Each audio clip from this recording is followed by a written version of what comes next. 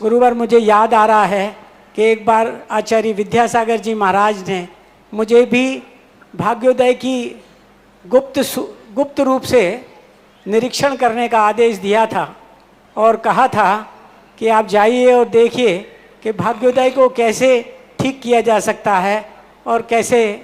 तो मैं आया था और आकर के मैंने गुप्त रूप से पूरा निरीक्षण किया, सब देखा और मैंने गुरुदेव को कहा कि जब तक इस अस्पताल को डॉक्टर लोग नहीं चलाएंगे, डॉक्टरों की कोई कमेटी नहीं होगी, तब तक इसका भाग्य जागृत नहीं होगा। और आज हमें डॉक्टर क्या, एक विश्व प्रसिद्ध शल्य चिकित्सक मिल गए हैं जिन्होंने ऑपरेशन करके इसका भाग्य जगा दिया है। वो हैं हमारे जगत पूर्व सुधा सागर जी महामुनिराज। आचार्य महाराज की बात खोली, यानी आचार्य महाराज के पास भी कोई सीबीआई थी, गुप्तचर विभाग था। अब समझो आप, तुम लोग हम साथियों को क्या बिल्कुल फक्कड़ी समझते हो?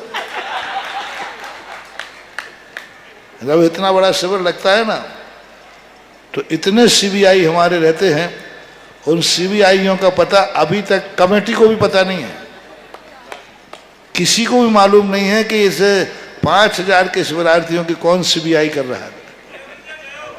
उनके नाम उजागर कोई भी नहीं जानता, संसार में नहीं जानता, क्योंकि नाम जान लेगा तो फिर वो सीबीआई कैसे माना जाएगा। वो तो इन्होंने अब बताया जब आचार्य चले गए। कितने सीबीआई थे जो इस शिविर के चारों तरफ निगरानी रख रहे हैं। उन सीबीआईयों को आप भी कोई नहीं जानते, मेरे अलावा उनको कोई जान ही नहीं सकता। ना तुम्हारे वॉलंटियरों में आएंगे, ना वो व्यवस्थापकों में आएंगे, ना वो तुम्हारी सम्मान की लिस्ट में होंगे। उनका काम ही है वो यहाँ थे।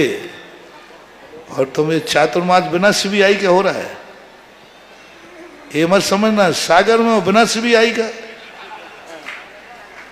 सागर में तो और घनी सीबीआई लगी हुई है, और पूरे सागर में हर कोने पर कहीं ना कहीं कोई ना कोई सीबीआई जांच कर रही है कि चातुर्मास के संबंध में कहाँ क्या प्लानिंग चल रही है। तुम खोज के मर जाना, एक भी सीबीआई को पकड़ नहीं पाओगे, पकड़ ही नहीं सकते।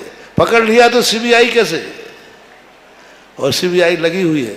हो सकता है कोई सीबीआई का सदस्य पंडाल में ही बैठा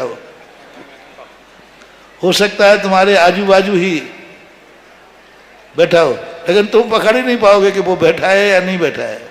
ऐसा है गुरुदेव, ये मेरी यात्रा पूरी तरह गोपनीय थी, मेरे परिवार को भी नहीं मालूम थी, और आज पहली बार मैंने ये तथ्य आपके सामने उजागर किया है। बाधा नहीं। जिज्ञासा रखें।